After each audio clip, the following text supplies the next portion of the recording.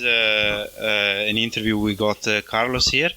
And thanks for coming very much. And Carlos is representing Spartan Solutions QA consultant. And you work both UK and abroad, right? Yeah, correct. For quite high-profile companies such as Sky, AirBus, and even Google. So this is pretty amazing. And what is interesting about you that you didn't take quite the normal path for software development or QA. But if you want to talk about how did you actually kickstart your career, so to begin with? Yeah, so funnily enough, I was a business analyst before I ever became a tester. I had no technical skills whatsoever. I had a knack of picking stuff up and being able to hack stuff around and play with stuff. But it wasn't until I worked on a project in Company's House down in Cardiff where they had a system replacement. So I wrote requirements for a number of different departments there. So I was working side by side with a load of contractors from all over the country, and they were, as per usual, when it comes to testing, they were short on resource for testers. Yeah. So I was kind of asked to test the requirements that I'd written. I was actually quite good at testing, surprisingly enough. It was an idea in my head that maybe I should, start looking into the more technical aspects of testing. So then I spent the next couple of years moving from one company to another. So I was at Confused.com, credit safe, building on my lack of technical skills and adding to my arsenal as such. So yeah, so it was a struggle to begin with, but I think over time, fortunately, because I was a tester, is the weight of your experience over your technical skills plays a part as well as having the technical skills. So, and then obviously, as long as you can evidence those technical skills, in tests or in interview, then you should be, quite comfortable. It does help, and it does help in conversations with developers because you're able to speak on the same level as them, and there's that level of understanding. So, yeah, it's fantastic. And now you regard yourself as a quality engineer. What would you say is the main role of a quality engineer in software projects? So a quality engineer, I think in broad terms, in terms of a project, is to oversee the overall quality of the project. Even though quality belongs to everyone, I believe it's the quality engineer's responsibility to ensure that quality goals are being hit and to enhance quality throughout, whether that's actually implementing BDD or push shifting stuff left. It doesn't really need to be a formal process because, as we've found, formal processes don't really work and you end up not really adhering to them. They get written down and then just ignored, and then the documentation falls out of date. It's better to have like a process that continuously improves. Yeah, that's right. And I see many actual teams, they don't buy into this concept you just talked about, which is quality is a team effort. And that's effectively, you typically see devs down there, testers down there, but what you're talking about is more of a cohesive approach, isn't it? Correct, yeah. So the siloed approach doesn't really work because there's miscommunication, things get missed. It then becomes a contest between different silos because it's like, oh, we found this issue belongs to you. Oh, no, we didn't create this issue. This is from the requirements. So you spend a lot of time going around from the various departments to other departments, whereas with a team that's more cohesive, things just get sorted straight away. What do you think, which languages and framework do you actually prefer for testing these days? So obviously Ruby was the first language that I learned, so obviously I'll always have a great affinity for Ruby, but I find that Ruby, JavaScript, Java have fantastic testing libraries. Python, so yeah, it is really popular, but it's mainly used for data science. Some of the libraries for Python are good. Others, when it comes to, say, for instance, web testing, are not as advanced as, say, Java, JavaScript, or Ruby. So generally, what I do advocate is choose the correct language for the job. It doesn't have to be the same as the stack you're working in. You want the best tools for the job. Yeah, and generally, most developers are polyglots anyway and agnostic about technology. It's more common, isn't it? It is. It's more common these days, and it's like, well, why don't we adopt the same approach with testing at the end of the day? So I came across one company, it was LexisNexis Risk Solutions, and they were using PHP. Now, they would have maybe loved to implement BDD, but I think it's BHAT for PHP.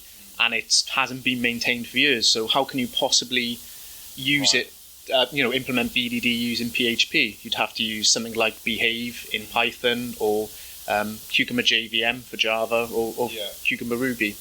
It's as simple as that. The option just wasn't there.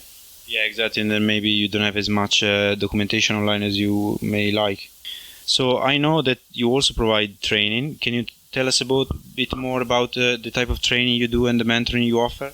Yeah, so the training fundamentally covers anything within the scope of testing. So whether it's actually manual testing and exploratory testing, cover automation, performance testing, visual testing, as well as accessibility. So there's a whole raft of stuff. Yeah, and so you just not only offer technical advice on the point of view of automation, but also teach what is the approach to quality testing, I guess. Yeah, because, with the amount of tutorials, blog posts, and other bits and pieces, when it comes to writing automated tests, it's quite easy to pick something up online. Yeah. But the problem is, if you don't have the theory to know how to sustain and maintain an actual good test automation framework in the long run, you might have built it on really poor foundations. Yeah, exactly. And the thing is, as it grows, the problems with it are just going to be exacerbated, whether that's in your pipeline or just run the test, and you're going to spend more time on maintenance. Now, every test automation project has maintenance, but depending on how well it's been built will depend on the amount of maintenance that you need, and also adding new functionality and features. It can become an absolute nightmare. You can have someone or a couple of people working full-time and just maintaining it. Now, that's not really what I would call good use of people's time and resources. You need to reevaluate constantly, just like you would any good software project. Yeah, so a bit of refactoring there as well. Definitely. Well, that's great. So I'm definitely going to provide Carlos' website and the links to Spartan Solutions in the case any of you is interested in training and mentoring. What was your life at Google like? I think many would wonder that in their own career, but you actually had this opportunity. So talk about this. So I've got really, really fond memories of working at Google. People say, it must be amazing to work there. And you say, yeah, it's amazing.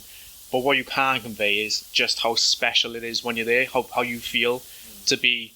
So you don't get micromanaged, you're left to your own devices, you do things the way you want to do it. Obviously, everyone has the same goal, and it's pushing towards, getting out a quality project or product, for the users. But it's just unimaginable. You have everything at your disposal. You have the technology and hardware you need. You have world-class people to speak to whenever. Another thing that was a massive eye-opener for me was 24-hour testing, or 24-hour testing. So essentially, I would hand over to when I was based in Zurich, I would hand over to the testing team in California. They would hand over to Hyderabad, who would then hand over to me.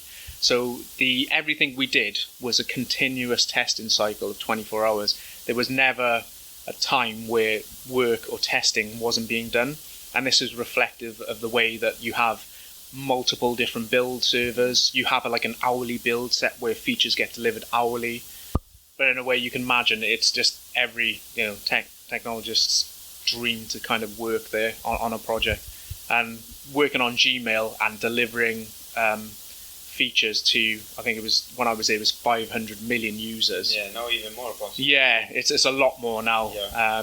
That was going back to 2012, 2013, it was 500 million. Knowing that many people are going to be using the product really does gear you toward delivering really good stuff. Tell us what you think as a consultant are the up-and-coming frameworks for testing and in the testing world for 2020. Yeah, so there's a few really, really good frameworks. There's Puppeteer, which is obviously maintained by Google. There's a tool called Cypress, which is really, really good. Not Selenium-based at all, so completely different. Another one on the Java side is Karate DSL. Really, really good. I'm not sure if it's reached full release yet. It might be 1.0 something now. But that really showed promise. Very little to do in the way of maintenance. It actually is data driven from the actual framework itself, and it works really, really well with APIs. So yeah, there's some exciting frameworks out there. I'm looking to get obviously more involved with them, and yeah, going forward. I look forward to what else they've to release to evaluate.